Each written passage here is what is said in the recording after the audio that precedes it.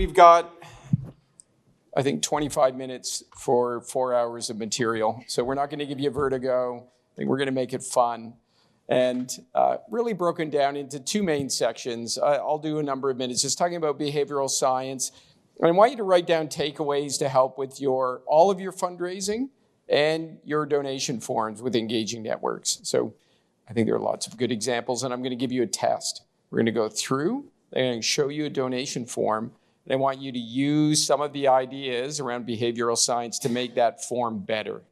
Okay? Then George is going to take it over and talk about AI, fundraising, and as best he can connect it to behavioral science. And there's a download. So really quickly, I'm from HJC. We've been around 33 years. We were a proud Engaging Networks partner before it was even called Engaging Networks.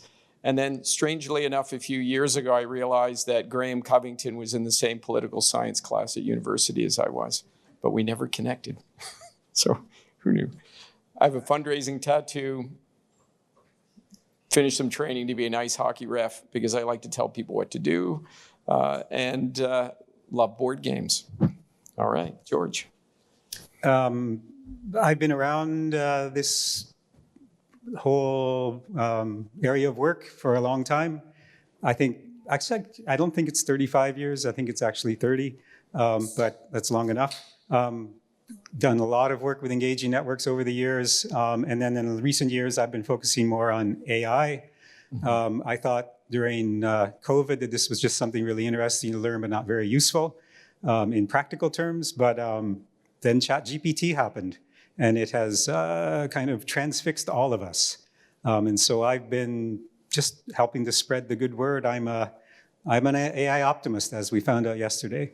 Cool. All right. So let's jump in. It's interesting. In the nonprofit sector, there are so many areas of curriculum and learning in the commercial sector that we never bring across. We don't really have time. We have limited resources. So I want to talk about customer science, but I'm going to call it donor science. And it's the intersection of all of these pieces. You know this stuff inherently, internally.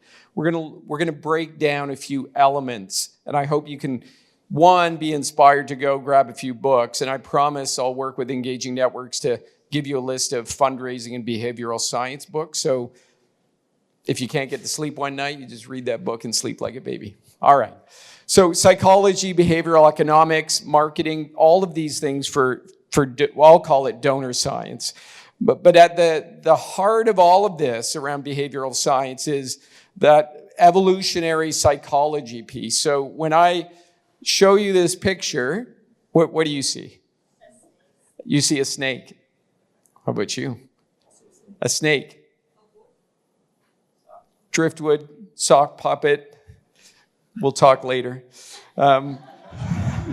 So, I mean, there are primal things that we'll talk about, that the social, biological, evolutionary history of humans means our brains react to certain things, and they do it for a reason. And so we'll come back to this. So I want people to guess which worked better, which sold more goods. What's on the right, the price tag on the right, or the one on the left? So, how many people say the left? How many people say the right? Almost all of you said the left. It was the right. We're going to come back to this. And it is something I want you to understand, and that's loss aversion. Right? When people see what they're going to lose. And we're going to look at a donation form in a minute where we play with loss aversion. Right? So what you've got already, right? It's got to be twice as good to give up. And when we show the big number, it plays on our idea of loss aversion. So part of donor science is system 1 and system 2 thinking. How many people this fellow just died a few months ago? And he talked about two sides to your brain, right? One side, system 1, is quick and convenient thinking. Like, how can I make decisions like a donation form decision as quickly as possible. I got lots of other things. And system 2 is more analytical, making a matrix. You don't make a matrix when you make a donation, meaning, let me compare everything. We don't do that. We don't kick that in, and we'll look at that. And so on the left-hand side, system 1 thinking, from an advertising perspective, it's visceral, right? It's simple. It appeals to your sense of hunger. And on the right-hand side is what would be a little more system 2 thinking. Numbers have appeared. 0% of what? 50% of what, right? That you're starting to engage more of the brain. So why is this important? Guys, every single donor and every person here is a cognitive miser. You only have so much mental capacity to make complex decisions. And you use system 1 to quickly make decisions. And it means sometimes it's slightly inaccurate, right? It's just get to the point. If it's a checkbox, you go into a grocery store, you're looking for orange juice. Do you walk in and say, I'm going to look at 1, is it fair traded? 2, what's the unit cost per 100 grams? 3, does it have pulp or not? 4, and on and on and on. No, you don't. You go, looks pretty good, price is okay, that's good enough, right? System 1 thinking. So how do we remember that in fundraising? Okay? We're cognitive misers. And so human brains, all of you guys and all of your donors take the path on the right more often than not, right? You take the simple path because we use things called in behavioral science heuristics, shortcuts to decision making. A decision like making a gift, okay? And so there are lots of tactics we can use in fundraising. On the left-hand side, priming. Right? Decisions are shaped by memories recalled by things you've just seen or heard. And anchoring, what someone sees affects their judgment of everything that comes after. So let's take a look at that. Complete the following word. What's the word? Look at everything on the screen. What's the word? Soap. Soap. Cool. Soup. Okay, I'm happier now. Soup. Soup. So does it make sense? You're priming humans. We should be doing this in fundraising more often, or at least thinking very carefully about priming the conversation.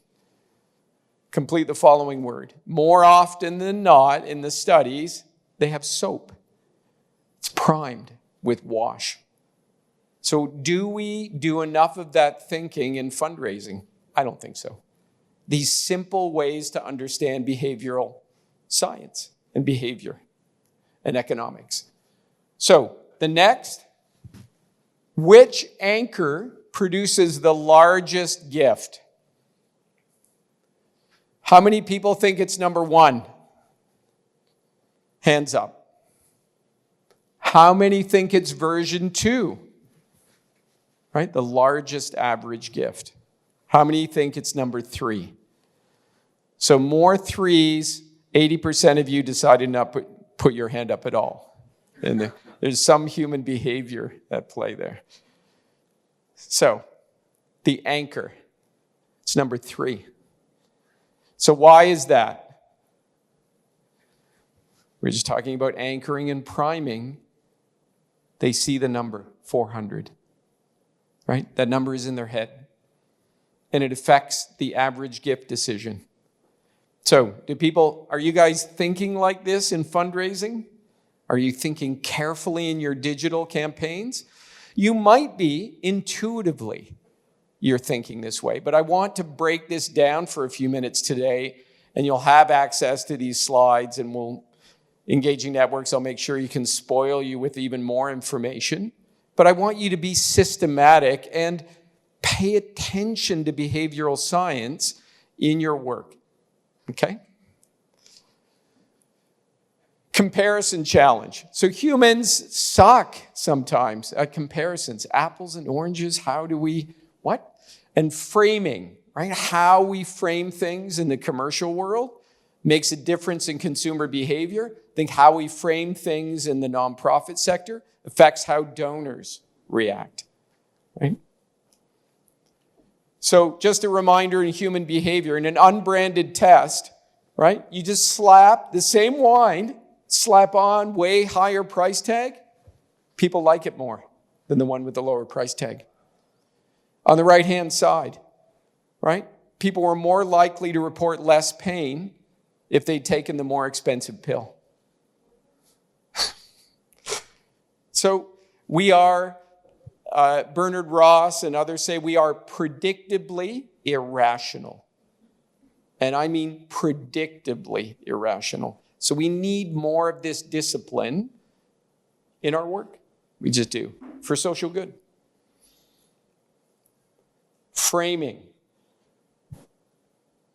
So, Cynthia, when you look, which of these meats would you buy? 75% lean or 25% fat? 75% lean. Yeah, 75% lean. It's the same product, right? You're talking about the same reality. You're framing it slightly differently, right? So framing. So here's MSF, Doctors Without Borders in Mexico. And they did tests.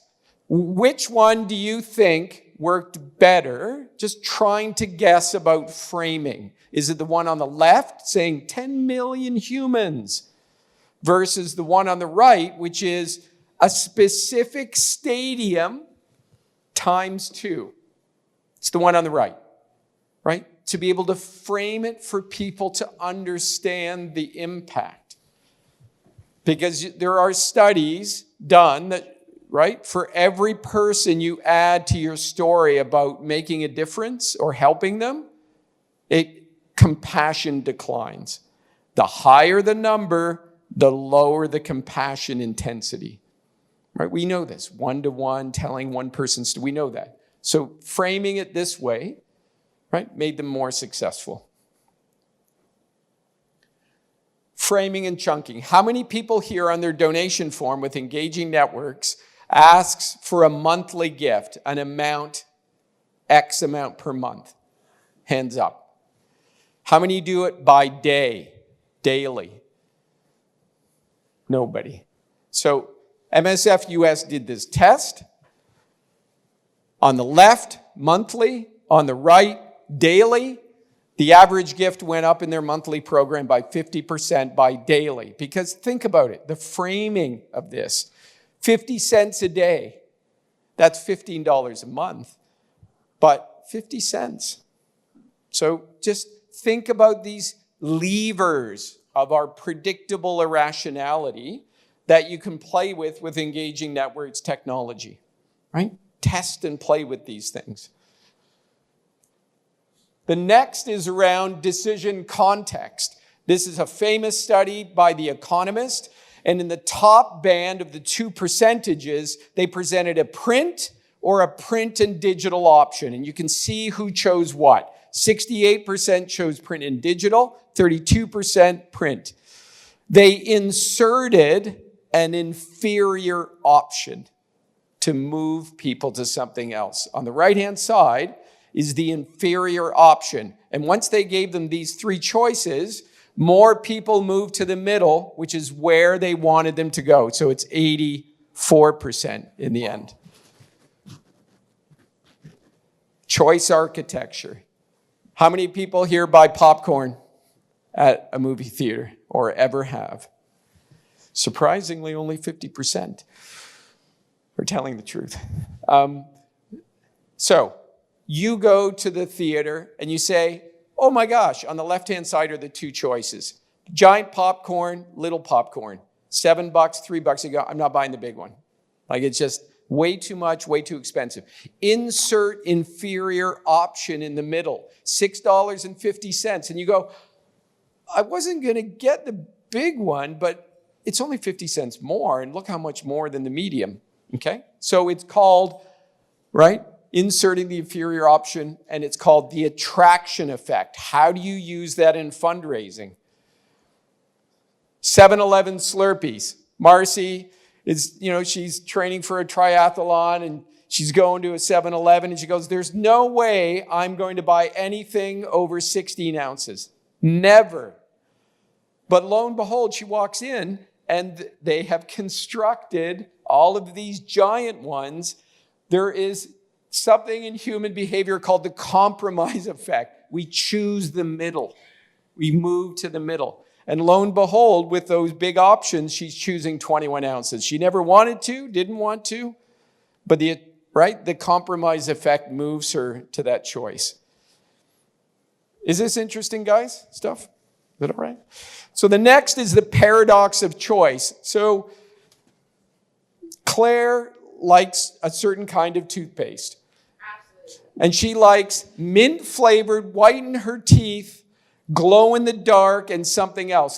Honestly, guys, you can walk in and look at a multitude of options. And why? Because partly in consumer behavior, the greater the variety of options, the higher the chance the customer is going to see exactly what they want and buy it. But there is a double-edged sword here, which is you can have too much. And there's a famous study called the Jam Study.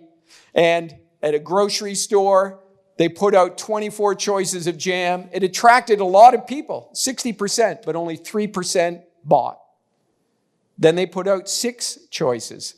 Only 40% decided to go take a look, but 30% of those people bought.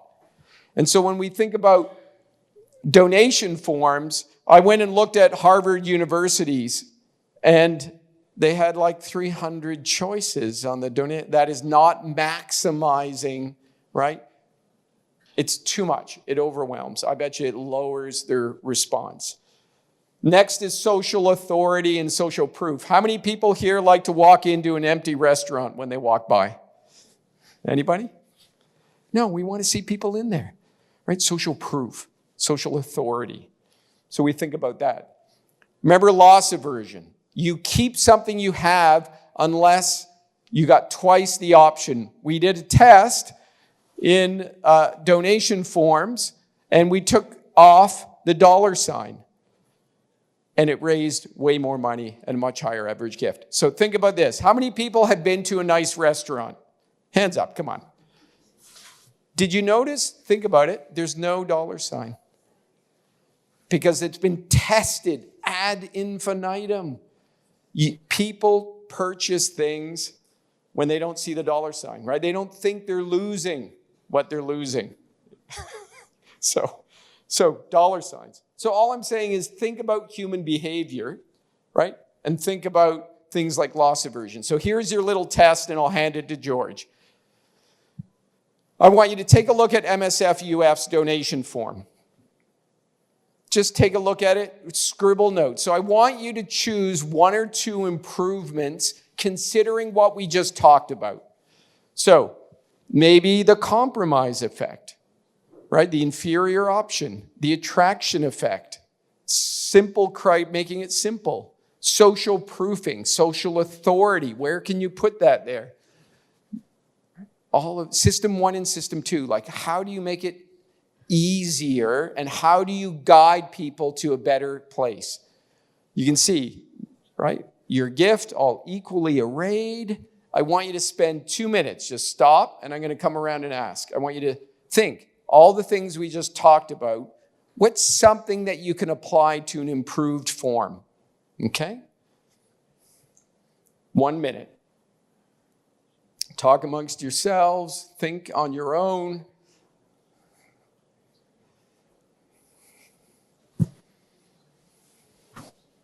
How do you make this form better?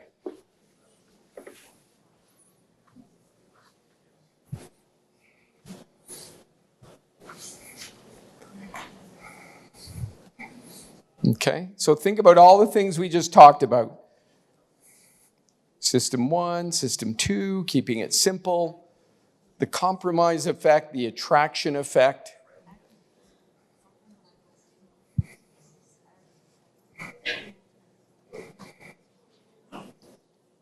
Okay.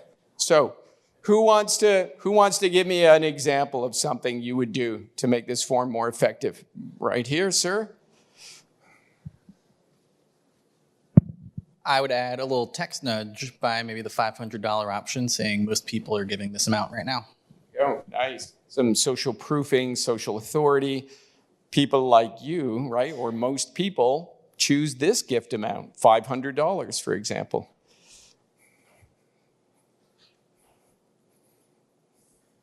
What else? One more. Give me one more. That's a good one. Before I ask someone. Yep, great. Cool. I mean, there is a lot to talk about, but in terms of system 1 and 2, when I look at this form, I can make a very quick decision and I have to think about it. You have doctors doing something, so you have an image of people being helped, and like there is a form asking for money, so it's very simple for me to make a decision. Can I add one more? It's just, it's fascinating because they offer the range from 50 to 1,000. So they're going to go for the middle option, either 100 or 250. And when it comes to payment methods, they offer a great variety. So everyone can choose whatever option they prefer. Thank you. So here was the form that came out of the testing and the things that appeared, right? So, whoops, go back. On average, donors give at this level. There's that social proofing, right? Using color, simplifying the choices, right? All of those things. Using color, simplicity. Average gift went up about 25%. The number of $250 gifts, you get what you ask for. That's what they wanted in this test. Went up 34%. So just thinking about technology and choices and donation forms, you want to use behavioral science. So we've been having fun. George, it's coming over to you. We took about 10 books, we took lots of studies, and we created a GPT for behavioral science and fundraising. Right? And we're using it. And it's amazing. So come and bug me about that. Right? We're just getting it moving, and it works well. And it makes references like, it'll look at something, and it'll say, on page 27 of this book, SOS Children's Villages, right, conducted this behavioral science study. It's taken it all in fair use, right? Okay? And we've started to play around with this. We call it behavior boost, and it's just taking these concepts and rigor and applying it to our fundraising, whether it's engaging networks and donation forms in digital or other areas of fundraising. So with that, I'll hand it over to George. Okay, thanks. Wink. Forward. There's a nice segue into some AI stuff. I'm going to try to sort of bridge some of this over to AI. And I first just want to do a little bit of kind of grounding in AI and just start off with this image. Because when we think about AI right now in our work, we're thinking about a lot of caution, danger, tension, uncertainties. And so just take like 5 seconds and like just, okay, this is kind of what we're hoping for. We want AI to be this for us, helping. I mean, it looks good. It looks good, right? It's not bad. And that's kind of in contrast with, now this is another image that I created with AI, which is I said, give me headlines about all the dangers about AI. And if you notice, I like the bottom one there.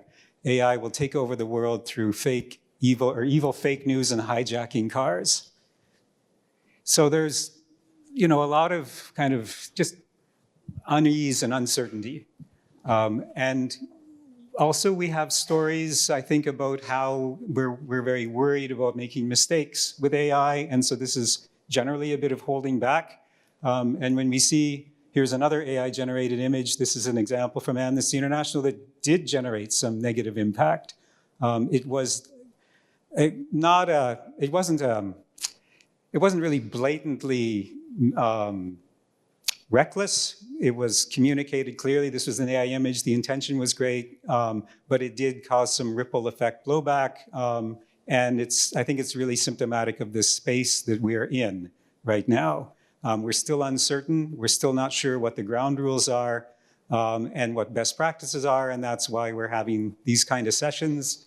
One reassuring thing is that we've been here before. I've been around for quite a while. I've been through a few of these tech cycles. We both, Mike and I have. And these are, now Mike, this is throwing back to a slide you might recognize from about 25 years ago, 20 years ago, a presentation. We were doing presentations about what is the internet. And these are the kinds of things that we were hearing from prospective, organizations that were interested. And everything there is true. At that time, the internet was new. We were uncertain. Donors don't use email. Why would we use email? On the web isn't safe, it's dangerous.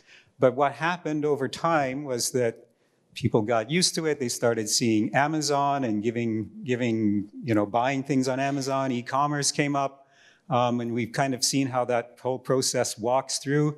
And there, was our, Mike, I think you used to put on like a psychotherapist. We put on white cloaks, and at conferences we would have a couch for people to lie down on, and we would present, and then there was a time where we would have people sit there and we would do a therapy session on their fears about this thing called the internet. And so one thing on that slide that's important, it says one big case study to make you feel comfortable. And this is really what we're missing right now, are a lot of case studies that help us understand what are the acceptable best practices, what are the expectations, and what are the safe ways to move forward. So that's really what I think is coming soon. This is the process that we get there. Organizations like Accessible Intelligence pushing us forward. One thing you can do to help understand and get your raise your level of assurance is looking at resources that are online about ethics and acceptable practices. This is one. It's fundraising.ai is the website. They have a great framework there for responsible A for fundraising. It's applicable beyond fundraising, of course. Yeah. So that's one place that you can check. So what have we been doing with AI? I think yesterday we saw a lot of people are experimenting with AI. These are a couple of examples of things that I've been working on, that we've been exploring a bit at Amnesty Canada. So making an email appeal. Of course, this was generated using ChatGPT. Now that is not exactly what was generated. There was a draft version was generated, and then it went through all of our usual content checking, revisions, endless revisions, of course, which we're all used to when you're working with campaigners. And you can get a pretty good result from ChatGPT if you work with it and if you learn about what it needs to be able to help you. This is kind of the process that I've developed for working with this. It's about providing all of the extra context that helps guide ChatGPT, not just say, give me a fundraising appeal on this topic, that you will not get a good result. But if you give it all of these extra pieces of context, feed it the campaign content, be very specific about the output format you're looking for, an email, 250 words long with a structure like this.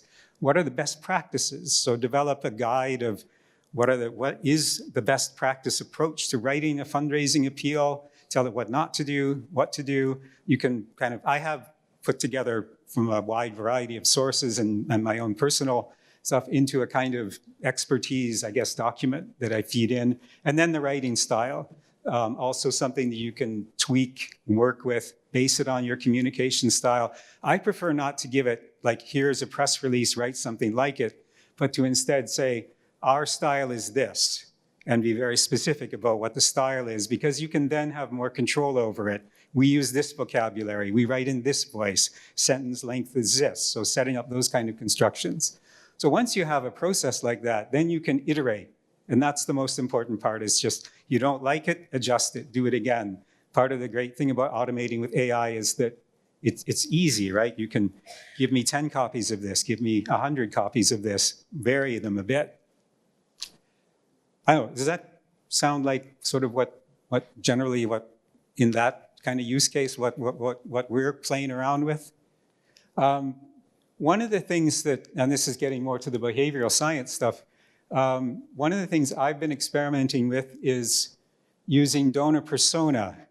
And I know some organizations have done a lot of work on donor persona. I know HJC, this is really core work that you guys do. And it turns out, a donor persona that has more to it than just kind of a transactional giving history, but really develops a persona around motivations, their background, how they communicate, who their relations are, their social standing, social connections, all of that stuff. That is all wonderful stuff to use to craft personalized communications content. And ChatGPT is really good at taking that. So this is actually taking that same International Women's Day appeal, which is written in a generic way for a big list, and saying, now rewrite it for this donor persona. So I've highlighted a bunch of the ways that the kind of important elements of that donor persona get reflected in the language that's used in the appeal. So it changes the tone, it changes the style, it changes the references, it changes the call to action. And then compare that with, here's another one. This is for a retired activist this time. And so another key audience for Amnesty International. And so it talks about longer things, enduring commitment, things you've championed through your life, your unwavering support for prisoners of conscience. So this is all really, I think, has great potential to elevate our communications to be more personal, more donor-centered, more activist-centered as well. The reason I don't have these set up as actual example emails is because we never sent these out. And this is where there's a gap, because we have donor persona. We don't know who in our database actually matches that donor persona. So we use it to craft large communications and things like that, but we don't actually know who to send it to. So that's what I'm hoping that as we see more work with integrating AI tools into our work, that we can kind of bring these two things together. This is actually, it's an example from another organization. What I have done that kind of work with is more on social media side, because you can target audiences based on very specific profile and personality. And so this was taking the same campaign content, and the only thing that was different in the creation process was just telling it to look at pet-focused persona versus humanitarian-focused persona for this relief organization. And included in that I asked it to describe an image that could be used to promote the ad. And then I went to an image generator and used that image description to generate some samples for it. But it changed the output very significantly just based on the change of saying for this donor persona, for that donor persona. Everything else was the same. Stylistic commands, the campaign content. So that's more kind of on the generative AI side, the ChatGPT side. On the other side, which is the predictive AI side, these are the sorts of things that kind of deep data-oriented AI is really focused around doing right now. It works with donor segmentations, works with predictive modeling. You can look at dynamic scheduling, so deciding when is the best time to send an appeal, when is the best response rate based on past behavior, and also things like dynamic ask amounts based on previous gift pattern. This is what Fundraise Up does with their donation form, is particularly looking at how do we change the gift amount so that what gift amount is put in front of somebody in that gift array is so closely tied to what they're kind of most predicted to respond to. And that's where you see a lot of benefits from increased conversion rate, increased average gift. Oops. And a lot of this is built into the Accessible Intelligence Platform. So Amnesty has been using the Accessible Intelligence Platform for a year and a half now, and it wraps a lot of this stuff into a whole e-communications plan and schedule, and scheduling campaign planning tool that takes a whole lot of this stuff and puts it into a completely integrated system. not going to demo, but I'll just walk through a couple of slides of how we're experiencing it. I didn't actually ask if I should do a demo, but I'll go ahead. This is what it looks for us when we're setting up the model, which is aiming to convert a one-time donor to a monthly donor. You can see it's clustering supporters based on their predicted behavior. So it's predicting people are going to respond to this sort of appeal next. And it's grouping to say, we have in the upper left 53 people who are in that cluster A. And it's based on some pattern that they have all in common about how they behaved online in the past, whether it's opening emails, making previous donations, the time for those things, the amounts. And that's different from the 71 members beside it, cluster B. And so that the system is now creating pathways for each one of these clusters to move them towards that appeal that will convert them from a one-time donor to a monthly donor. And it also works over time. So you see this, there's a top band there, 0 to 2 months. A second band is 2 to 6 months. I didn't have enough screen to capture the whole thing. There are 4 bands up to a year. So through the first year, there is a whole pathway that is set out by the AI. And within each one of these pathways, there's an email delivery schedule, and each email has a taxonomy of how that email should be constructed.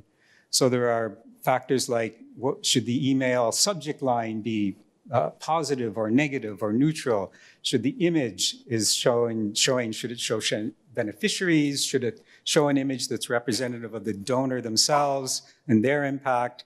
Or is it, in the case of Amnesty, it's often who is the figure of authority or the government authority that is our opponent, I guess, in a way.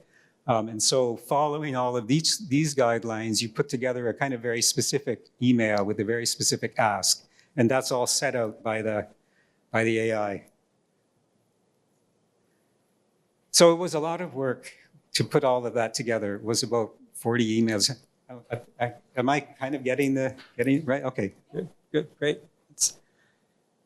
But it's all very using the transaction data that's within engaging networks. And so that's very much the mechanical click, open, donate, amounts, and time things.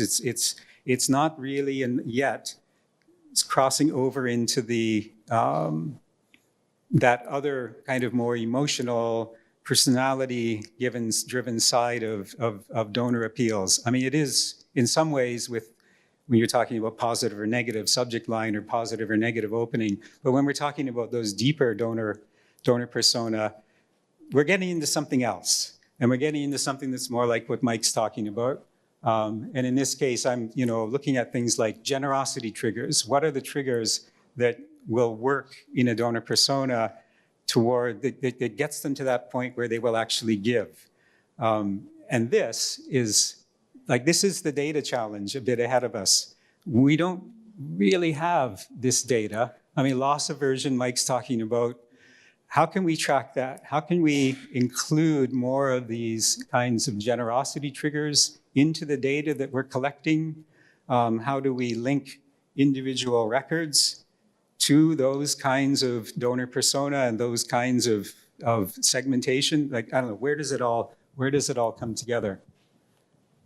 And this is sort of what I think in the end, what I hope we're aiming for is to get these data-linked donor persona, where we've got behavioral insights added, we've got motivational triggers added to that.